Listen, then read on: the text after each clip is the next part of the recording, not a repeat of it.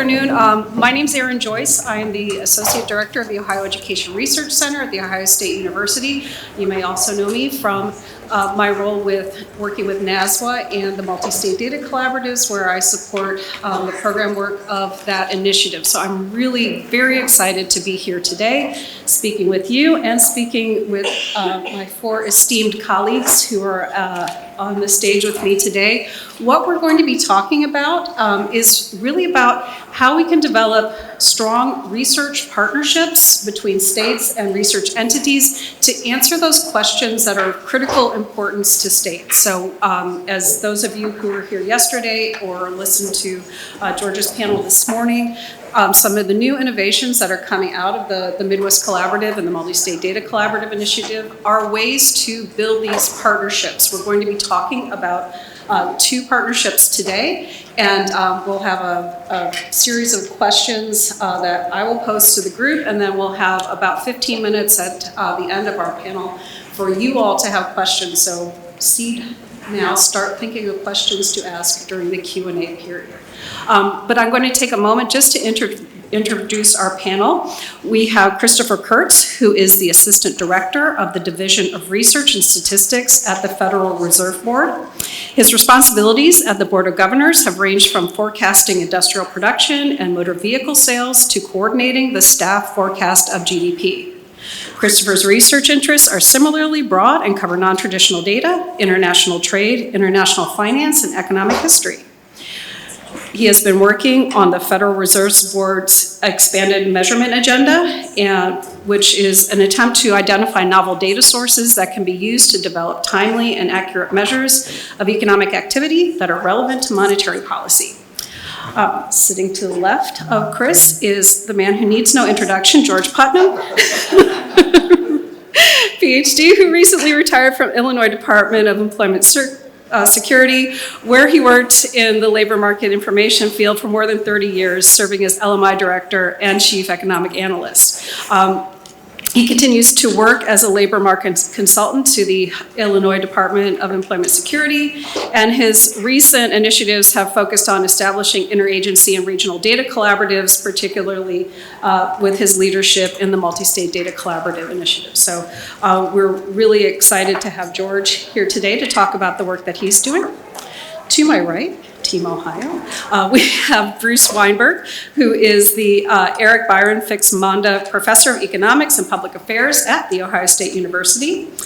His research has been published in journals, including the American Economic Review, Journal of Political Economy, Nature, and Science. His research interest spans three areas, including the economics of innovation. Bruce is affiliated with the IZA Institute for Labor, the National Bureau of Economic Research, JPAL, and he edits the Industrial and Labor Relations Review. Sitting to the right of Bruce is Coretta. Coretta Petway is the Deputy Director for the Office of Workforce Development at the Ohio Department of Job and Family Services.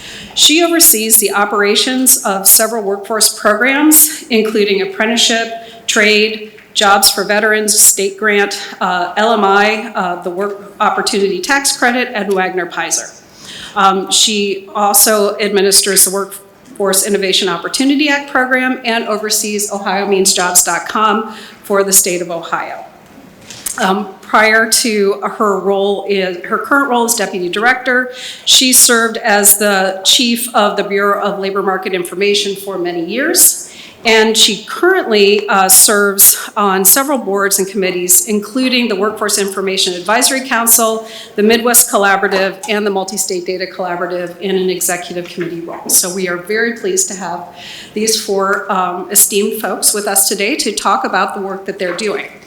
So the first question that I'm going to ask, and I'm going to go to first to Coretta and Bruce to talk about the Ohio project, then to George and Chris. But I'd like you to just, again, tell our audience about the project. What's going on? What's happening? Tell us about this new research partnership that you've engaged in.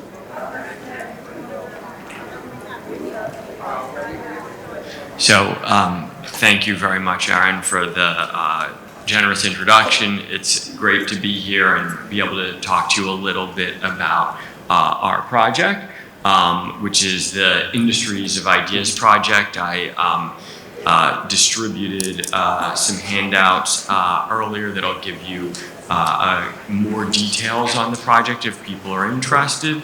And the goal of this project is to understand the impacts of research on electric vehicles and artificial intelligence on the economy, and to help states prepare for the changes that are going to be coming down the road, understand what changes are likely to happen, where AI and EV activity is occurring in their states, what kinds of jobs are being impacted, how it's affecting employers. We are building a dashboard. You have some sort of wireframe screenshots at the bottom of the page. This is all synthetic data, so don't well, wait, that number looks off. We don't have numbers and they haven't been disclosed anyway, so it would be a very short talk and I'd walk away in handcuffs or something if there were data here. So it's all made up, but you can get a sense of the kinds of ways we're hoping to communicate it so it'll be accessible to states and allow them to formulate policies. And I think one of the key components of this project is that both of these technologies, artificial intelligence and electric vehicles, but especially artificial intelligence, sort of doesn't correspond in any organic way to an existing classification of economic activity that we have, right? There is no sort of AI NAICS code, right? AI is used across the economy. It's used in healthcare and medicine. It's used in electric vehicles. It's obviously used in high tech also. But so when you have this kind of technology that cuts across the economy, part of what it is just trying to say, will the real AI jobs and employers please stand up? Where are they in the economy so we can start trying to make some informed decisions? And that's really sort of the starting point and the basis of what we're doing. Do you want to add anything from the state perspective on the description of the program, or should we? Okay, awesome, great. In that case, I'll turn it over to George and Chris. Can you talk a little bit, just a high level of what your project is underway?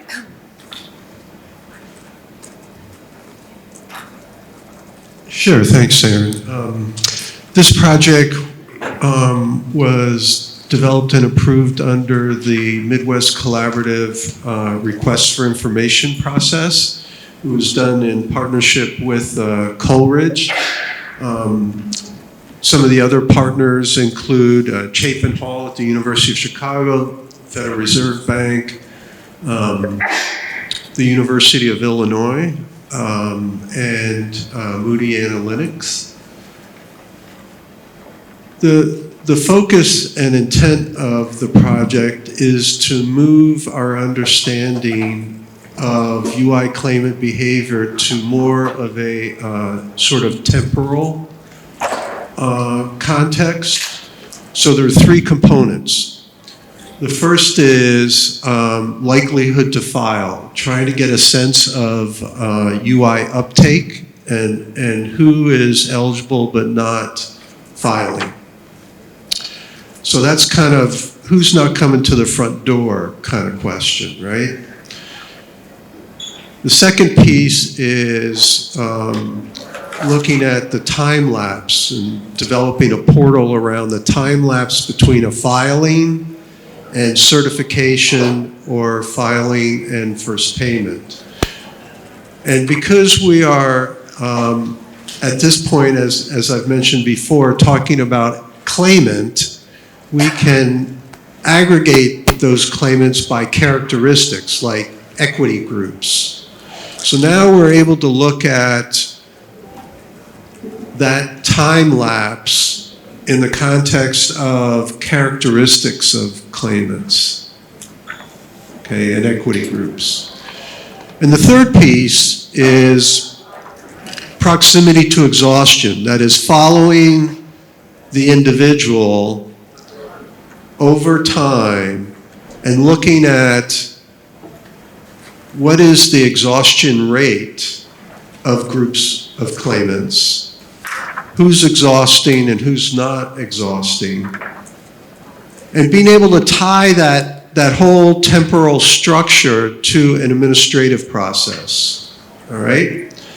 And this is where our work with the University of Illinois, I think, has a lot of value add, because they will be providing some qualitative analysis, and we're embedding into that whole claims taking certification process a tracking and survey questions about the UI experience for individuals.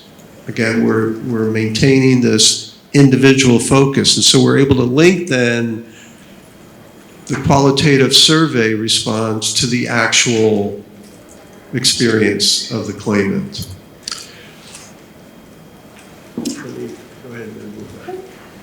Sounds great. So thank you, George, for talking a little bit about the high level of the process. One of the things we want to talk about next is this mechanism of partnership. We know that these partnerships aren't often easy, and for states to work with external researchers, it's not always an easy partnership to broker. So I'd love to hear from each of you as teams.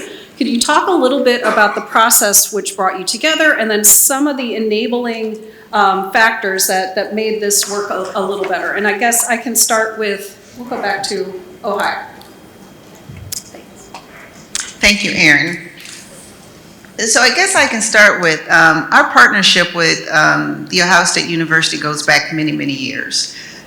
We've worked with them for a long time on different projects, and I think it primarily started with, we recognizing that when I was with LMI, that we did not have the capacity really to do work other than what we were mandated to do by, not mandated, but what we did with the BLS and our ETA grants. And so we did get a Workforce Data Quality Initiative grant, and so that kind of started the conversations with OSU, where we developed our Ohio Longitudinal Data Archive, where we put a lot of our administrative data from various agencies into this archive to develop this data source. So I think that really formalized our relationship with the Ohio State University and the research capacity. So then when we had the Midwest Collaborative, the RFI process that we went through, and then as well as the data challenge, those were natural extensions of that partnership. So with Ohio State, it was a trusted partner. They are able to respond to questions that we're not able to. They have the capacity, the knowledge, and the skills. And so both of those, the Midwest Collaborative RFI and the Data Challenge, they created an environment to scale projects and products, which will allow for a better and more effective impact on policies, strategies, trainings, and our workforce and our economy. Yes. Well, Bruce, do you want to talk at all about the process? No? Chris, and George, would you like to talk about, again, what brought the two of you together for a productive research partnership? So I just wanted to first say that thanks for a great event, and thanks for having me here. We've started the process at the Federal Reserve Board to try to get through some of the legal framework it will be to kind of the hurdles that we'll have to get through to participate in this. I really don't have to say this, but I mean, the Federal Reserve Board is a data-dependent organization. We ingest lots of information from across the economy. It's all very important, and when that information is not out there, sometimes we have to create that information. Sometimes we have to do the research necessary to better understand what's happening in the economy, and this is an important component of that. The chance of linking WARN, Promise, Directory of New Hires, QCW, and UI records is just a fascinating possibility for us. And I can see this as I walk around outside and look at some of the poster sessions that were presented earlier today and just think about like what you all know is happening at the micro and the ground level in different economies and different segments of the labor market. It's fascinating. And it's very important for us to be able to sort of ingest that data, whether it be at the macro level or at the micro level. So if there's a new novel way of ingesting data, and this is one of them with new partners, then I want to make sure the Federal Reserve Board is at the forefront of that effort. And obviously, given the introduction, I'm from more of the data-centric side of the board, working on developing new indicators of economic activity, working with new techniques and working with big data, and also helping publish industrial production. So all that kind of puts me in an ideal position to think that this is a great opportunity to better get optics into the economy. Worked with Ahu prior on some interesting data creation for the labor market. I was definitely impressed with the Coleridge Initiative's multi-state data collaborative and have deep experience. I've worked a lot with census microdata at the RDC, so it seems like a natural opportunity to kind of push forward on that. Thank you. So the next question I have is going to be specifically for Coretta and George. And as I go back and I think about the work that you all did and with your colleagues in the Midwest Collaborative around developing the RFI process, the guiding star was really around helping states and making sure that whatever the product or the partnership was yielded results that really were applicable to you and your states and move the needle forward. So I would ask each of you to talk a little bit more about the relevance of these projects we're talking about to your state and particularly your agency. And again, thinking about, how does this helping you move forward? So I think for us, for this product, it will help us to address what's next. So Adam talked about it a little during the last session where we have our traditional labor market information and it can only tell us so much. There are gaps in it, and right now, as far as with some of it is survey-based, and as BLS has said themselves, they're not getting the responses that they used to get. And so now I think this type of research will help us address that question of what's next. So AI is big, and so it's coming into our state. Electric vehicle is coming to, we got several companies coming in. We've gotten several national grants to help build the workforce. But this particular research will help us address what's next. So with those investments into those into the research in AI, it gives us a glimpse of what's happening. It tells us about the firms. It tells us about the workers. It tells us that it gives us that information that we just don't have right now. Thanks, Coretta. And George, I'd pose the same question to you. Really dive into that value to your agency and state.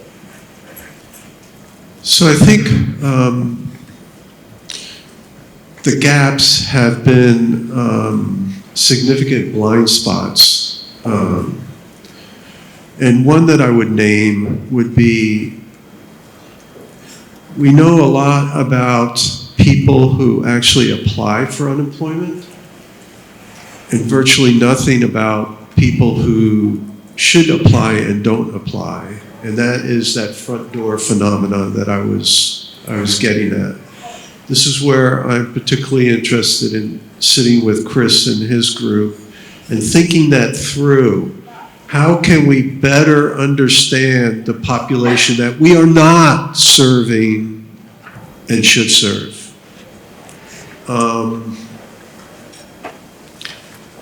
So that's one critical gap. And to Coretta's point, that traditional measures are beginning to run up against constraints. This may offer an opportunity to supplement some of those in a way that will be important, again, for understanding the population that needs to get served. So that would be one blind spot. The other is, I'm from the LMI side. somebody else handles the UI side. Rarely did our paths cross. And so you had a lot of resource being poured into making the UI process efficient. For whom? Right? The users weren't a part of that discussion.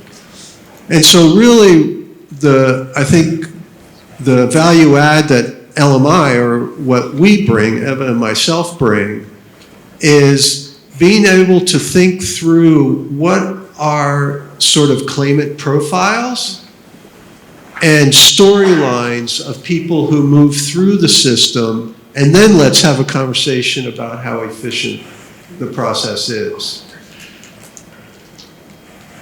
A lot of discussions about UI modernization focus on the administration of UI, but not on the users, the claimant populations, and how do they move or don't move efficiently through the process.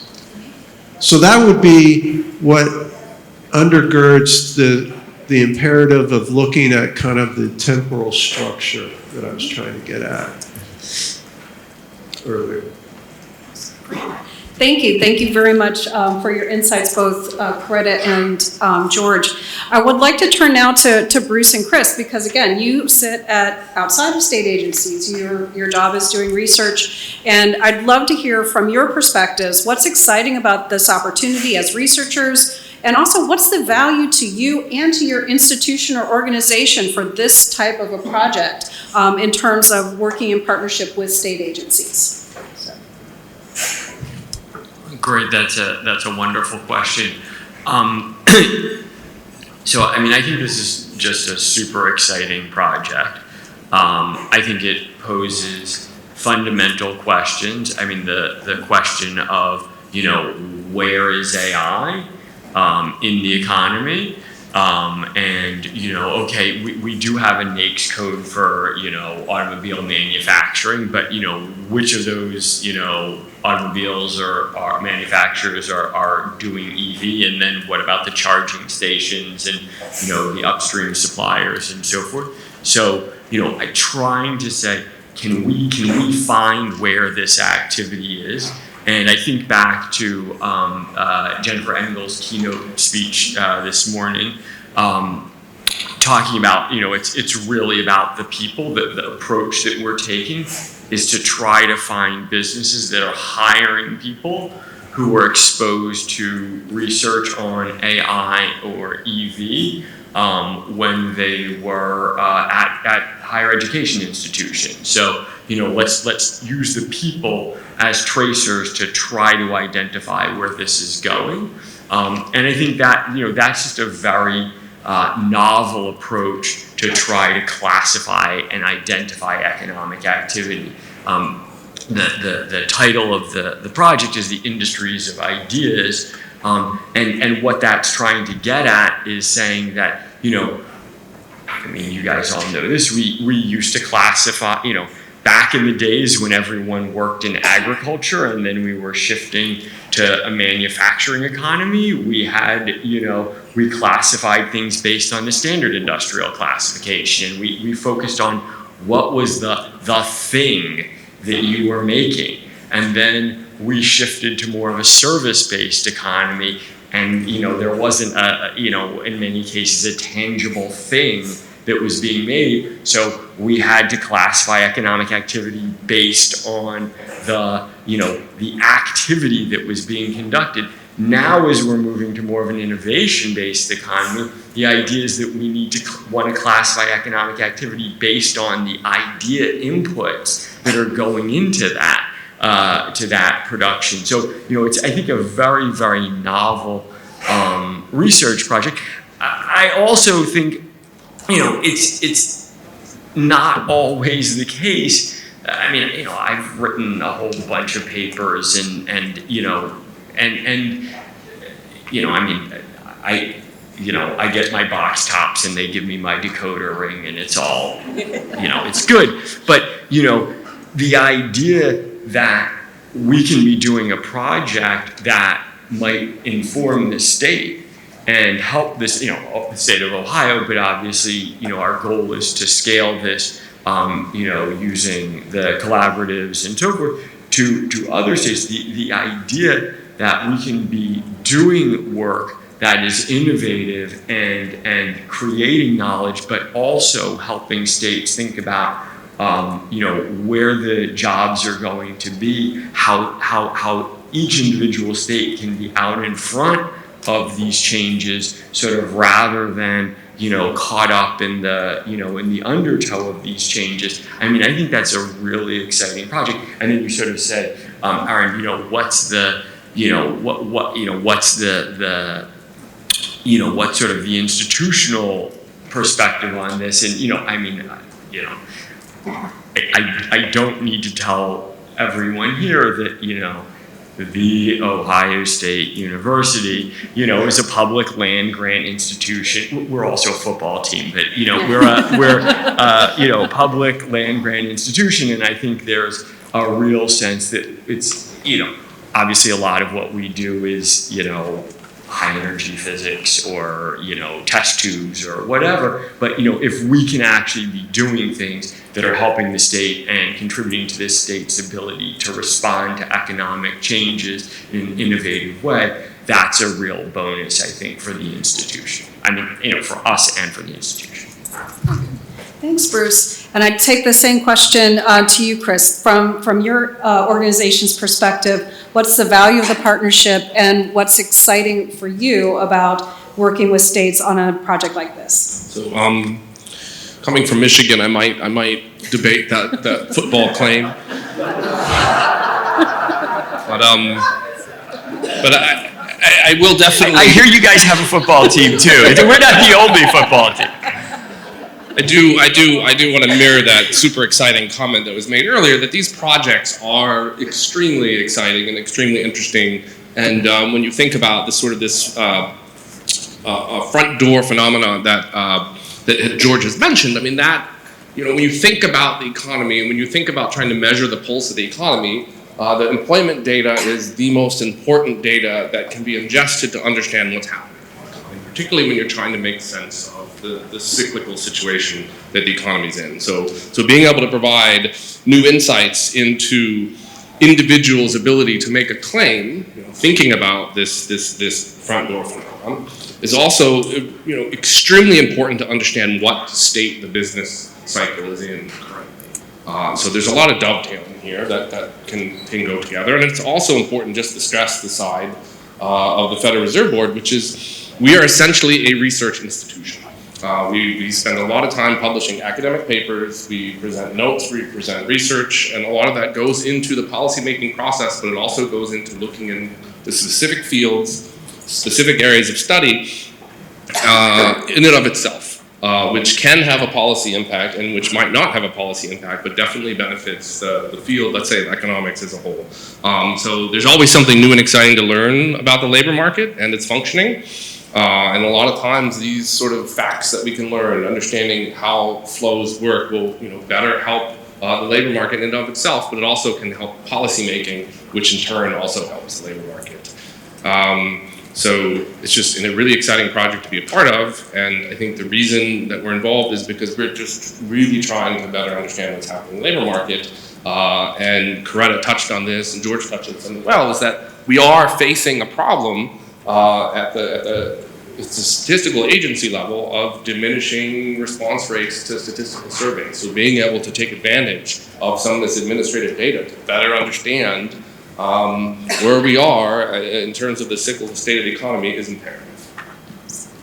Thank you so much. Aaron, oh, jump in. I just wanted to add that as one of the relevancies for this project for us is that within my office, workforce development, we do the WIOA programs, and we work a lot, and we have LMI, and so we work a lot with our community colleges and higher education in terms of training programs and all of that. And so this will also help us identify the skills needed and to further develop those training programs for our workforce. We also work with economic development on infrastructure needs. And so with this type of project, and we're looking at those investments into AI, and then we're looking at the vendors that provide materials and supplies into this research project. So what's happening with those firms as well?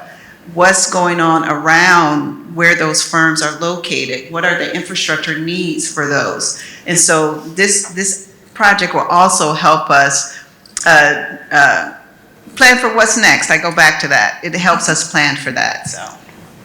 Excellent. Thank you. Thank you for making that higher ed and education connection credit. Really helpful insights. So this is our last question before we'll be opening it up for Q&A. But one of the things I'd like to talk about, and again, we're in a friendly group of true believers in using data and particularly leveraging the resources of Coleridge Initiative and the Applied Data Research Facility, or Administrative Data Research Facility.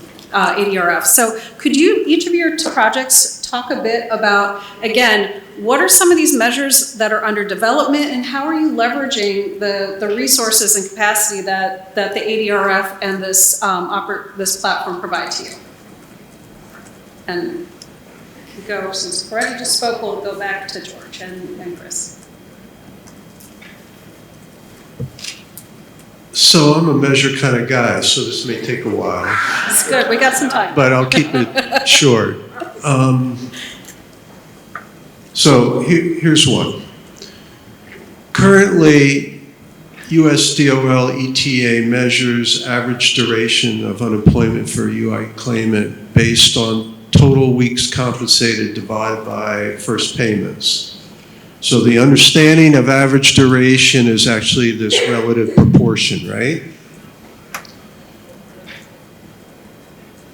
Our goal, and the work that we've already been doing, is we take a week and we look at the composition of claimants in that week on the total number of weeks they've been paid. So we are able to develop an average duration starting at the individual level, because we have followed the individual over time. We know how many weeks they've been paid. Now you might want to argue, but you don't know partial weeks, and I'll have that discussion with you. But we know the number of weeks they've been paid, which means we can aggregate that by characteristic of claimant. So now we can talk about average duration by equity group, by urban and rural areas, by industry sector. That to me represents a lot of information gain. I'll give you one more. Exhaustion rate. We are able to take a cohort of claimants. They all start at T1 at a certain week, and we follow them over time. And we can look at the matriculation of them and who persisted and who didn't. So we're able to develop for each week what percentage of that cohort persists. And at the end, we can develop a summary exhaustion rate. So now we're able to, again, take that because we've developed it at the individual level and aggregate and develop exhaustion rate measures by equity group, by urban and rural areas, by industry sector. So now we have companion measures, and you start developing your profiles based on that. And that's where we want to head. Chris, anything to add? I just mirror the idea that understanding these metrics and the heterogeneity that underlies them is probably is one of the most important things to better understanding how individuals transition from work to unemployment to UI to back to work. UI allows for a certain amount of efficiency in matching in the labor market. So better understanding that process can only lead us to a place in which individuals get better matches because they're working better within the UI system. It's also, I would just say, really important.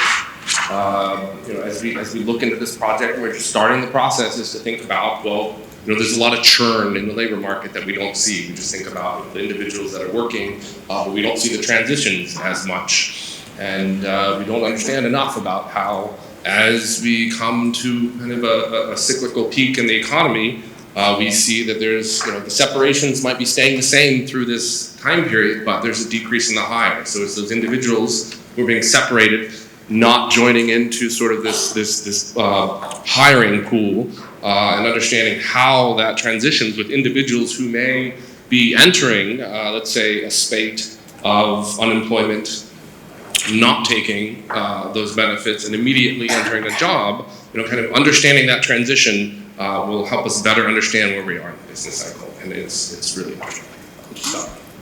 Thank you. I'll turn to the Ohio team. Opportunity to talk again about measures that are under development and again how this innovative platform can really help you do the work that you plan to do. These are great questions. So I have a whole handout that if you were here yesterday, maybe you picked up. I have extras if people are describing some of the measures that we're developing. We're looking at measures of job quality, trying to compare the quality of AI and EV connected jobs to other, seeming jobs at seemingly comparable employers, where they're located, whether they're in large businesses or small businesses, startups or established businesses. As Coretta says, where the goal of this is to expand to look increasingly at higher ed data so we can understand, what skills, what degrees, what certificates, what training is these businesses are employing, so that we can be providing the skills necessary for those employers to make, Ohio competitive in terms of jobs. Our goal is to scale this project, and part of it is an expansion to look more at higher ed data. Part of it is to look at additional technologies. There's no reason to stop with AI and EV. We believe the approach that we're taking, following the people, is sort of a technology agnostic approach, and so. We love to, work with other, currently we have support from the National Science Foundation. AI and EV is a huge priority there. But, other agencies looking to try to understand what impact their investments in research are having on the economy. But, another critical area in which we want to scale is to look at other states. I mean, being in Ohio, you sort of feel like, it's the center of the universe, and, they're like the old maps of the world where they're like dragons out in the ocean. They're definitely dragons in Michigan, but I realize there are interesting places other than Ohio, and to try to, to engage other states. Participate. We're actually developing an external advisory board to help us, and some of the information is on the handout that's on your tables. And I think going back to the ADRF question, which is I think really critical here. We don't. I mean, me and my relatively small team do not have the expertise and the capacity to develop data use agreements with 50 states and securely house and link their data, and I mean that's not happening. I mean, first of all, I have no aptitude at that, and second of all, I don't have I don't even begin to have those resources, and so the ADRF is really the game in town to make that happen. And as I say, our goal is to scale it in that way, as well as the additional data and the additional technologies.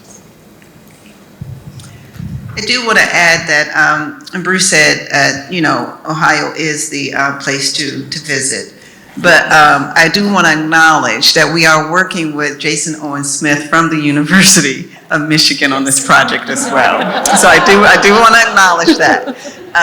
But I also want to, as Bruce had mentioned, is that we do have, we formed 2 advisory boards. We have a state advisory board and we have a university advisory board. So as we develop the measures, we do want to make sure that they are usable and actionable for states, not just Ohio, for all states, because the ultimate goal is to scale this project. And so, so right now on the State Advisory Board, we do have about 7 states involved. We are interested in expanding that as well. Erin does not know this, but if you are interested, please contact Erin. She will get you hooked up with us on the State Advisory Board. So I think many times when we do our research projects, we have these 100-page documents and all of that. And so what we need at the state is to take that 100-page document and to make it into something that's actionable. And we do that with our dashboards and the products that we create. And so with those products, there's something that we can look at and we can easily see some trends. We can easily spot something where it would dictate an action on our part. And so, and I think with these partnerships, we're able to do that. Thank you so much. And again, thank you to the panel for providing your insights with us this afternoon. I'd invite the audience. We have time for questions for our panelists. So please, we've got mics out in the floor. So please, now it's time to ask some questions.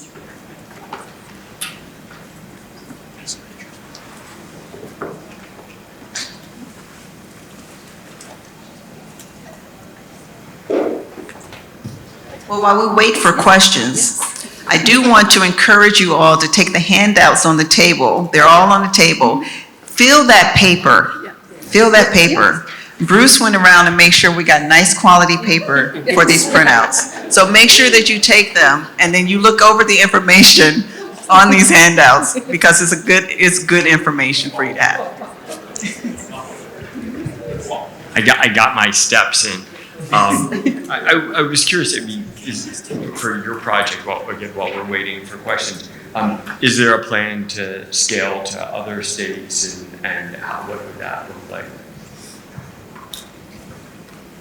We actually have 5 states who are working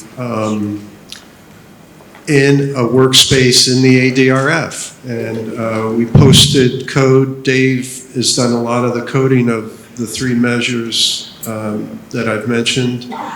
That code is already posted and analysts are beginning to work. So Illinois, Missouri, Ohio, New Jersey, Wisconsin. And if there are others who have an interest, yes, Anna? Oh, if they're, I thought you were about to say I said something wrong. I always listen to you. If there are others who want to jump in on that, really I think where we are at is how to stimulate the collaborative nature of what we're doing in that work environment. So it's just not one state working and saying, hey, have you tried this? But how do we literally work in a collaborative way in that environment? And that's something that Stephanie Walsh, I don't know if she's here, from New Jersey. Yeah, Stephanie and I have tried to think through a little bit. So if you have ideas around that as well, we welcome them. My question is just again, how do you for states or organizations that are looking to potentially onboard with you all, do you have some initial steps or suggestions on what they need to do when they go back? Because I know some of them may say, okay, George, your project sounds really good, and I'm probably get some interest back, right, in my home state or with my agency or organization to fund something like this. But, you know, sometimes you need to have pre-work ready to go, right, to join in something. And so, like with a lot of our multi-state data collaboratives, part of it is signing the agreements, right, to be able to get through your legal people. And I know lawyers. Lawyers take a lot of time to do this stuff, and you have to get that approval. So if there are pieces that we could disseminate that allows folks to understand what are kind of those initial steps before you even have to get your data and stuff ready into it or have the researchers ready to go. But, you know, like the bylaws are out there, the MOUs out there. Can you tell I'm selling multi-state data collaboratives? But those things are already prepared for you. And we've had a lot of states' lawyers already look at them, right? So at least Missouri, Illinois, and Ohio have already signed on, and at least our lawyers in those 3 states. I can't say for the other ones, but I know other states are in the pipeline as well. So there's pre-work, and so I don't know for your 2 projects if there are some things that you'd like to share, so that people, you know, can talk about actionable things, right? So let's go back with a plan. How are we going to get these things going? So for both of our projects, I'm sorry, George. We went through the Midwest Collaborative, their RFI process. And so all of the states that was part of that, they did vote on it to make it a Midwest Collaborative, to make it a collaborative project.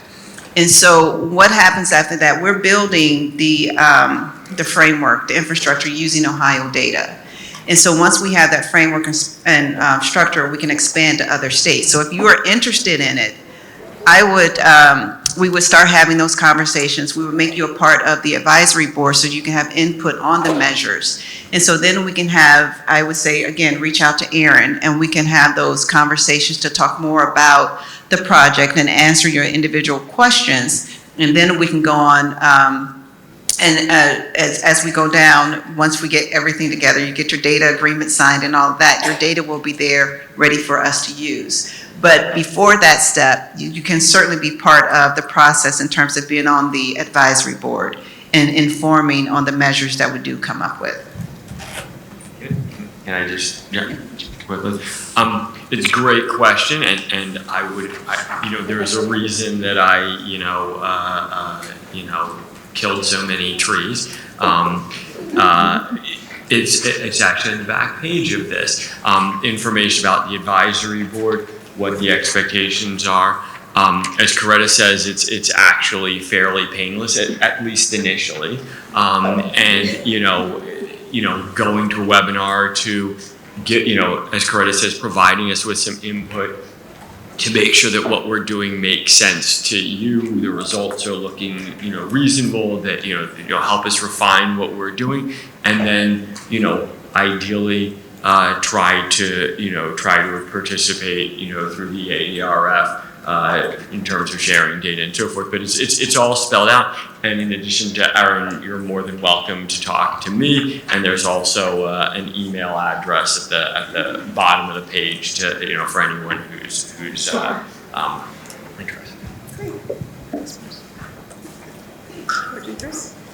Yeah, let me offer two responses to Anna's question.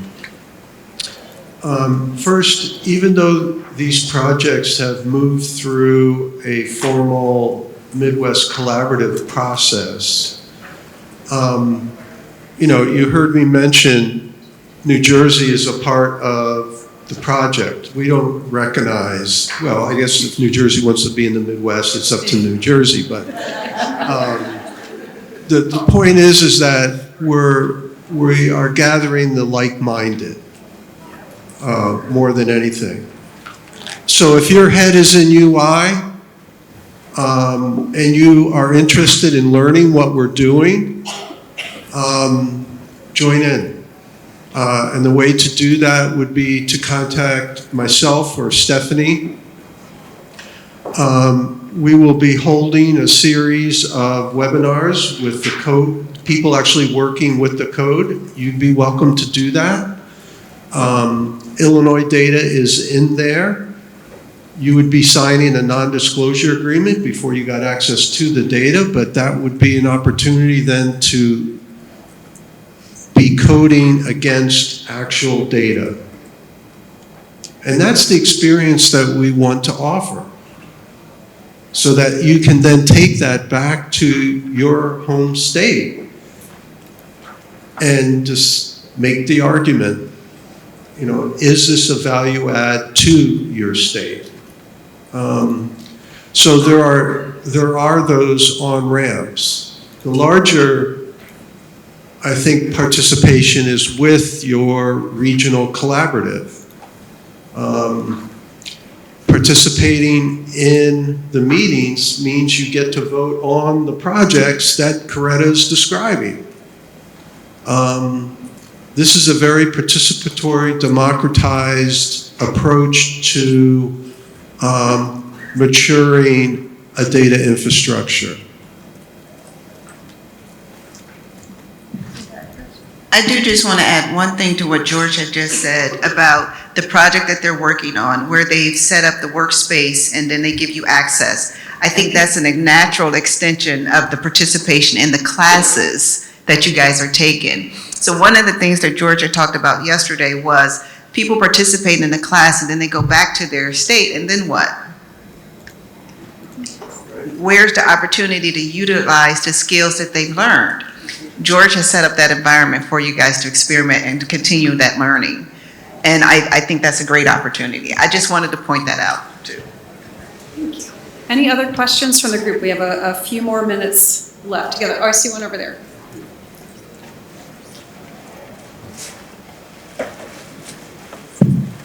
Yeah, so I think this question is for the Ohio team. And this is based on this synthetic data. I know it's not real, but so is there like a clear measure of like, you know, dividing the firms into like, you know, okay, this is AI intensive and this is not AI intensive? So that's the first question. And then the second one is, like, is there a strategy behind that? Like, you know, you anticipate that AI-intensive firms are more likely, for example, to be impacted than non-AI-intensive firms. Thank you.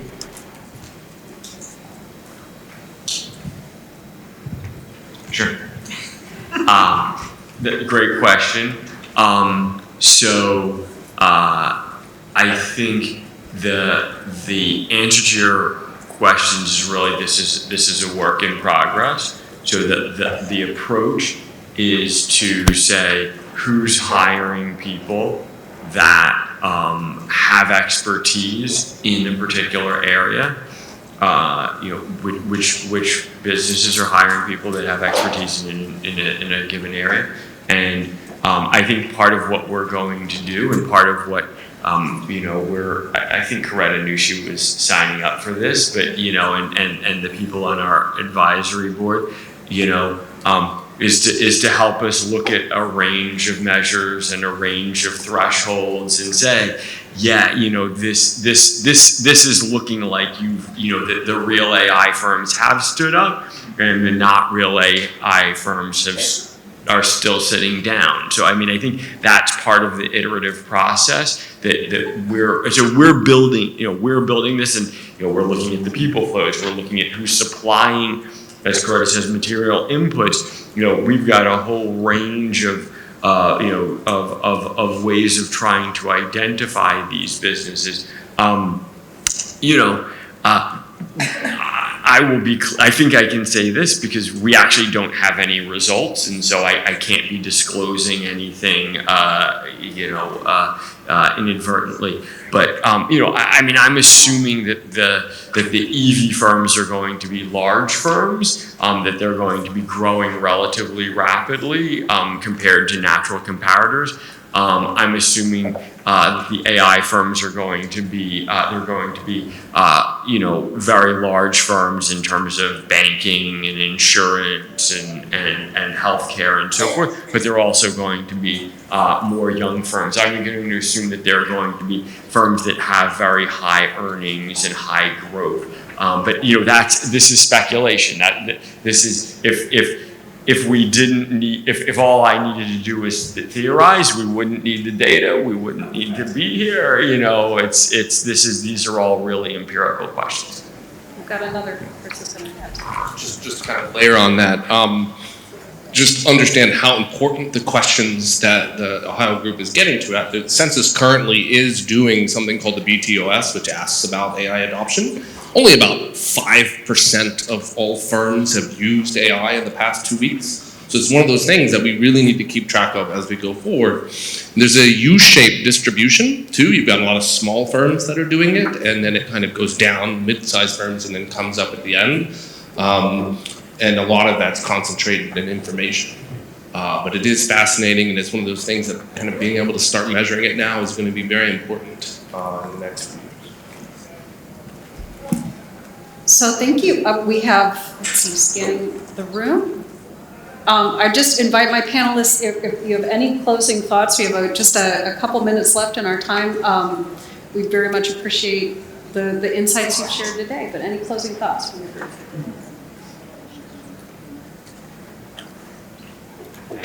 Hearing none, thank you. Thank you to my panelists. Thank you.